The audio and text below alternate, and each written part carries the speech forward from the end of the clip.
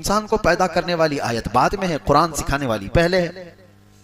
تو پہلے کس کو سکھایا گیا؟ پھر وہ رحمان ہے، قرآن سکھایا. کس کو سکھایا؟ وہاں تو آیت میں بعد میں آ رہا ہے خلق الانسان، انسان کو پیدا کیا. تو انسان کو بعد میں جب پیدا کیا گیا ہے تو قرآن کس کو سکھایا گیا ہے؟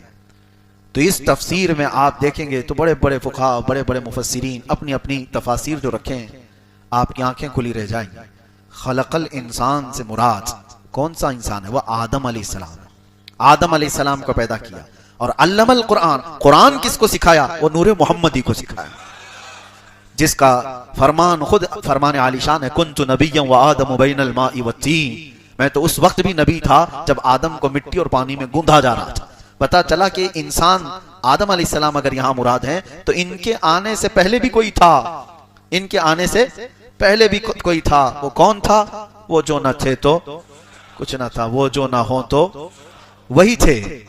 وہی ہے اول، وہی ہے آخر، وہی ہے ظاہر، وہی ہے باطن، وہی ہے قرآن، وہی ہے فرقان، وہی ہے طٰہٰ، وہی ہے یاسین. لوح بھی تو، قلم بھی تو، تیرا وجود الکتاب. گنبد آبگینہ رنگ تیرے محیط میں حباب. حضور پاک صلی اللہ تعالی علیہ وسلم کے متعلق ہی فرمایا گیا. اب میں آپ کو ایک بات بتاتا ہوں.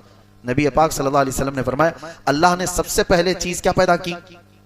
سب سے پہلی چیز، حدیثیں الگ الگ. حضور فرماتے ہیں سب سے پہلے پیدا کی جانے والی چیز قلم ہے.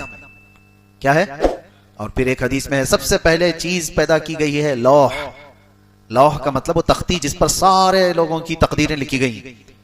تو ایک حدیث میں ہے کہ اللہ کے نبی صلی اللہ علیہ وسلم فرماتے ہیں سب سے پہلے اللہ نے قلم کو پیدا کیا. اور ایک حدیث میں ہے سب سے پہلے اللہ نے لوح کو پیدا کیا. اور حدیث جابر میں تو اللہ کے نبی فرماتے ہیں سب سے پہلے اللہ نے میرے نور کو پیدا کیا، حضور کے نور کو پیدا کیا.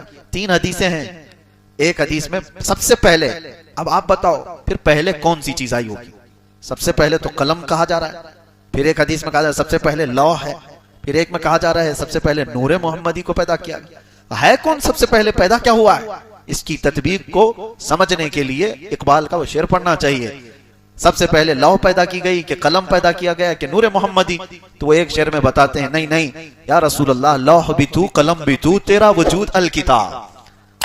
لوح بھی تو، قلم بھی تو، یعنی جہاں لوح کا ذکر آیا ہے اس سے مراد رسول اللہ کی ذات، جہاں قلم کا ذکر ہے اس سے مراد بھی حضور کی ذات.